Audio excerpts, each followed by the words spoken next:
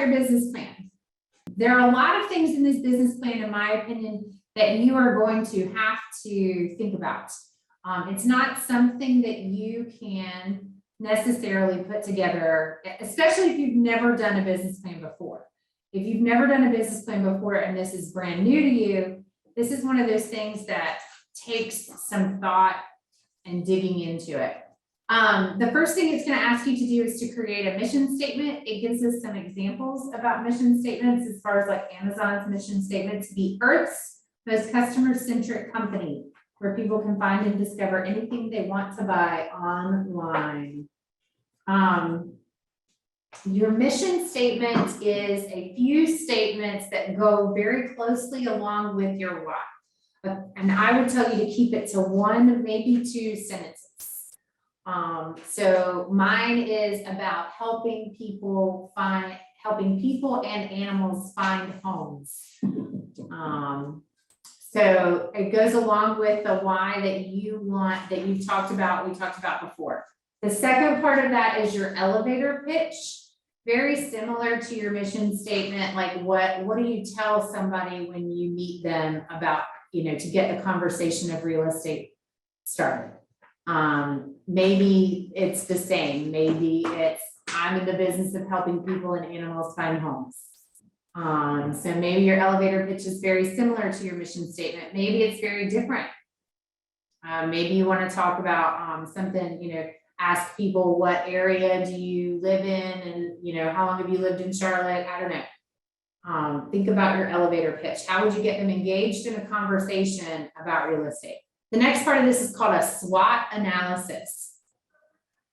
The SWOT analysis is a really good way to dig into your strengths and weaknesses. So here are the instructions. You are going to rate yourself in the areas of strengths, weaknesses, opportunities, and threats. You're going to list those for yourself. This very first page says SWOT analysis to be completed by you. You're going to list what are your strengths, what are your weaknesses, what are your opportunities, and what are your threats. So definitely, think, and I would be brutally honest. This is the opportunity for you to kind of write down. The only people that are really going to see this are you and Bruce. And he's going to use that to help you. The second part of that is that you're going to make 4 copies of this form and ask 4 people who know you well to complete this SWOT analysis for you. This is my favorite activity doing the business plan because I gave one to my husband. I gave one to my best friend. I don't remember that. Oh, I think I gave one to another friend of mine. And it was very interesting to see their responses. And I told them to be perfectly honest because I'm a big girl, I can take it. But also it was interesting to compare theirs to mine. What I thought were strengths or what I thought were weaknesses or challenges, they thought were totally different. And we all had like the threats were all the same. So it was interesting for me to put the 2 beside each other and see what other people thought about me and what I thought about me. All right, the next one is where we start to create our business objectives and our goals. One of Bruce's favorite acronyms is BOB, Big, Hairy, Audacious Goals. He wants you to think really big when you start talking about goals. These are monetary real estate goals. He's asking you for a 6-month plan. How much do you want to make gross commission income? Traditionally, brand new real estate agents that come into this business close maybe 1 property in 6 months. Probably in the first 12 months, you might close 3, 4, maybe 5 in your first year. What we're going to do is we're going to walk backwards from how do you do that? How do I close 20 on year 3? And then your 10-year target goal, how much money do you want to make? The next page is about personal objectives. Here's the thing. You cannot business plan in a tunnel. You can't plan to work your business just from your business. You've got to set goals and objectives for your personal self as well. So that's what we're asking you to do here. They don't have to be very, you don't have to give us all of them or outline them very specifically. But so for example, my family, we had a goal this year. My daughter graduates from high school. Our goal is to get to Hawaii.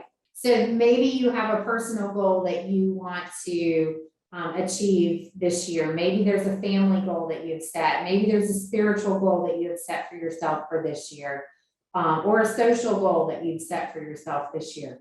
You could change these categories if you really wanted. If there's a section of your life that you prefer to plan, maybe health and wellness is really important to you, and you want to change one of these categories to health and wellness and talk about what those goals are, then you're absolutely welcome to do that. So, if that's something you want to go on a yoga retreat and wherever they do those type of things, then you could absolutely use that as one of your goals.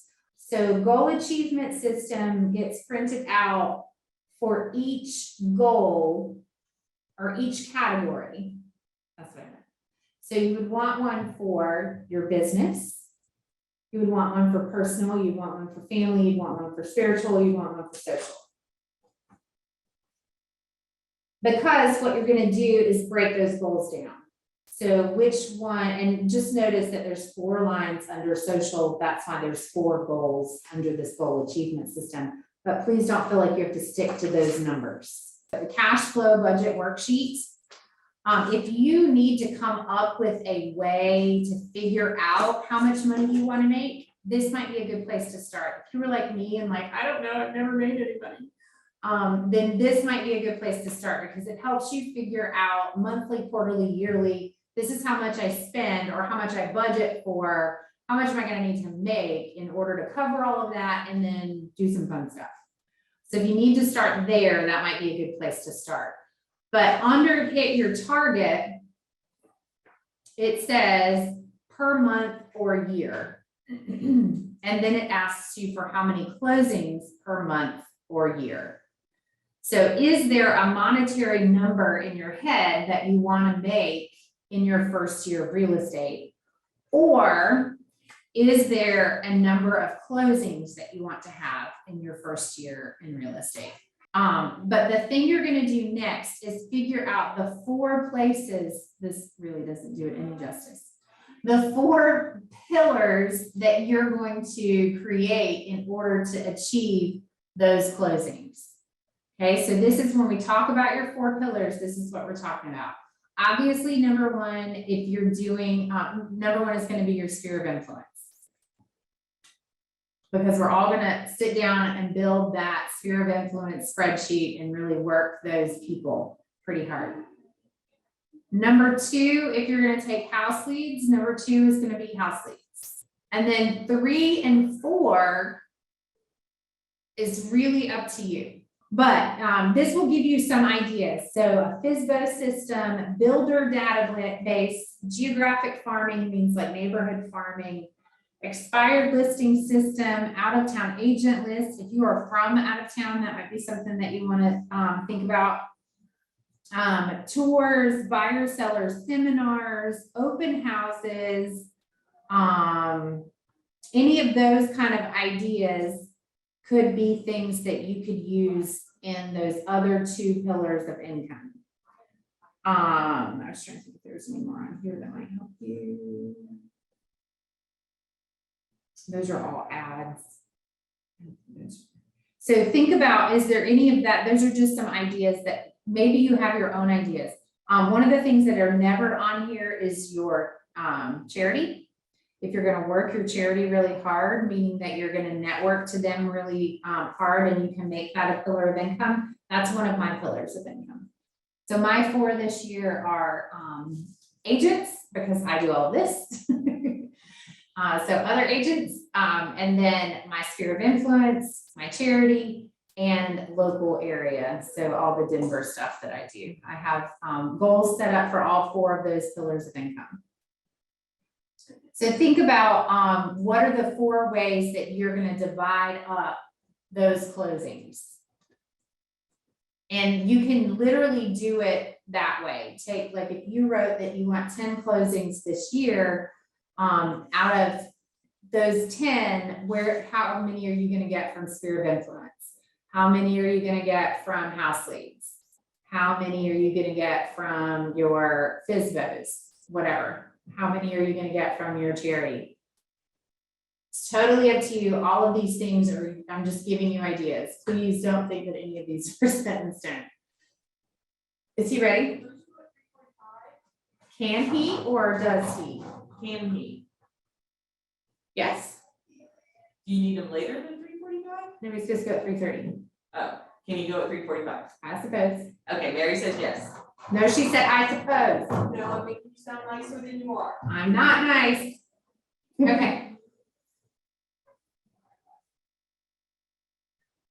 The other thing that I wanted to show you is the action plan section. I will take my goals and I will decide, all right, here's a goal. Here are the steps that I need to do in order to achieve that goal. So if you want to spend a little time, maybe you do it for each of your really big goals or whatever, but on your goal sheet, if you want to take each one of these goals that you've written, you can do an action plan for each of those goals.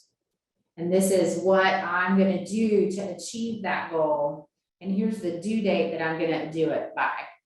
So setting yourself some due dates for, I'm going to do this thing. So let's say that one of your goals is to, I don't know, we'll say close 3 house leads in year 1. Well, how do you, you're going to, you need to pass the gatekeeper, you need to do sync trainings, you need to do this, that, and the other, and you can set yourself some due dates on times that needs to get done.